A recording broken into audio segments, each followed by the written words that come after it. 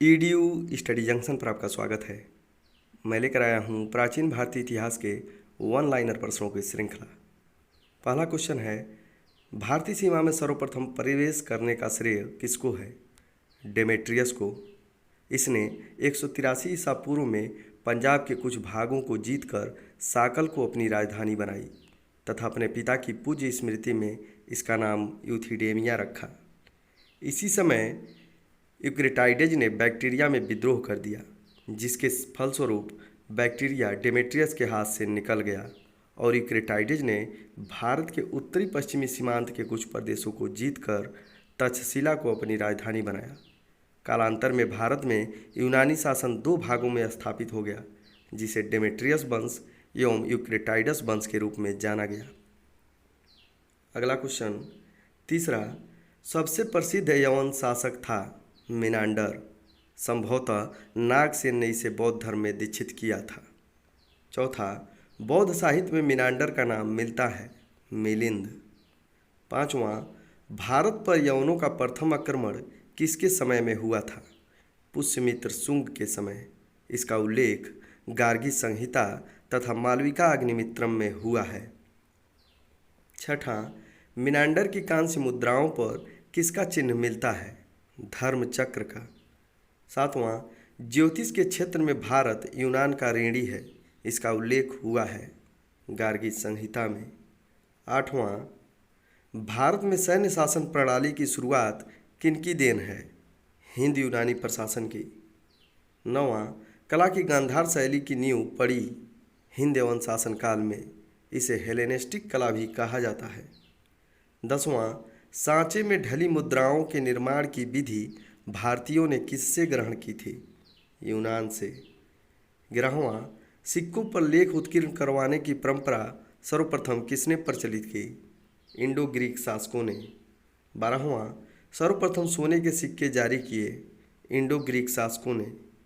13वां, भारतीयों ने सप्ताह का 7 दिनों में विभाजन एवं विभिन्न ग्रहों के नाम किनसे सीखे? यूनानियों से। 14वां, संस्कृत नाटकों में पटाक्षेप के लिए यवनिका शब्द का प्रयोग तथा पर्दा प्रथा का प्रारंभ किनसे संपर्क के बाद शुरू हुआ? यूनानियों से संपर्क के बाद।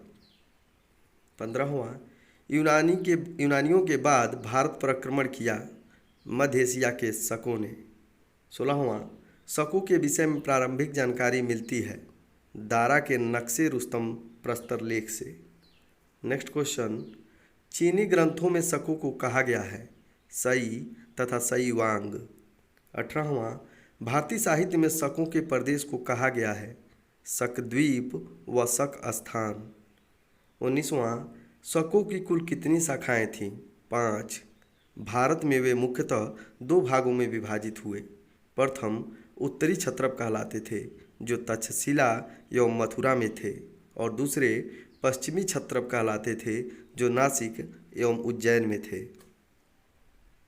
20वां, भारत के शक राजा अपने आप को कहते थे क्षत्रप।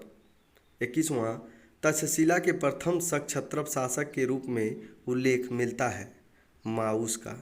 इस वंश के कुछ अन्य शासक एजेज एवं एजिलिसेज थे। 22वां, नासिक के शक क्षत्रपों में प्रसिद्ध शासक थे भूमक एवं नहपान।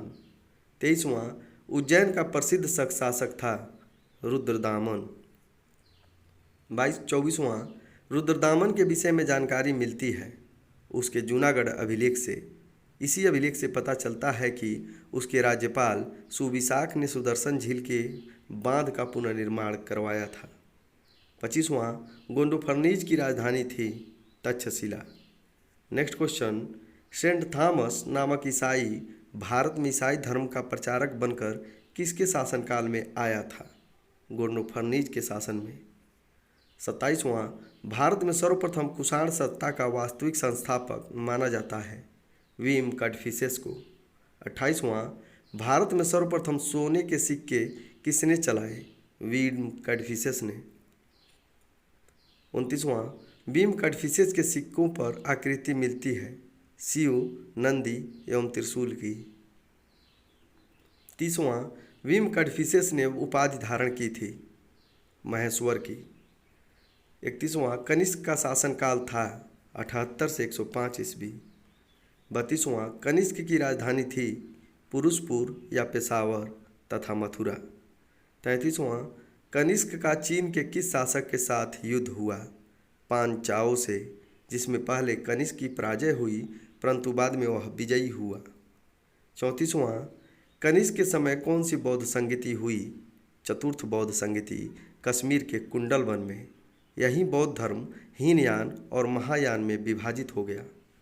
नेक्स्ट क्वेश्चन, कनिष्क के समय किन दो कला शैलियों का जन्म हुआ?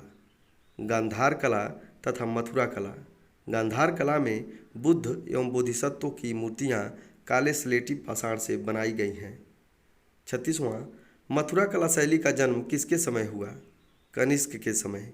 मथुरा में इस शैली में लाल बलुआ पत्थर का प्रयोग हुआ है।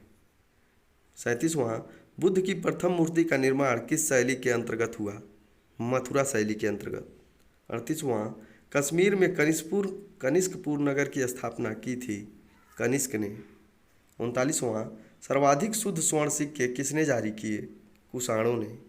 40वां सर्वाधिक ताम्र सिक्के चलाने का श्रेय प्राप्त है कुषाणों को।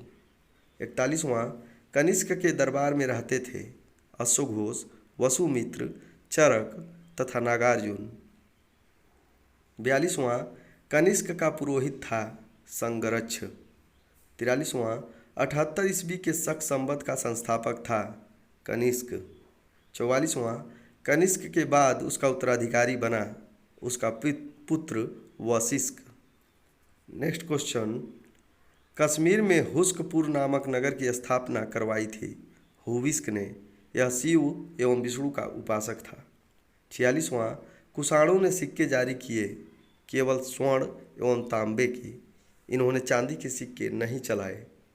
47वां पेरिप्लस ऑफ द एरिथ्रियन सी पुस्तक में आरिकामेडु बंदरगाह का उल्लेख किस नाम से किया गया है? पेडोक नाम से। 48वां कनिष्क बौद्ध धर्म के किस शाखा का अनुयायी था? महायान शाखा का। 49वां बुद्ध चरित, सौंदरानंद, सारिपुत्र प्रकरण एवं सूत्रालंकार की रचना किसने की थी? अश्वघोष ने। 50वां नागार्जुन की तुलना किससे की जाती है? मार्टिन लूथर से। इसे भारत का आइंस्टाइन भी कहा गया है। आज के लिए बस इतना ही। धन्यवाद।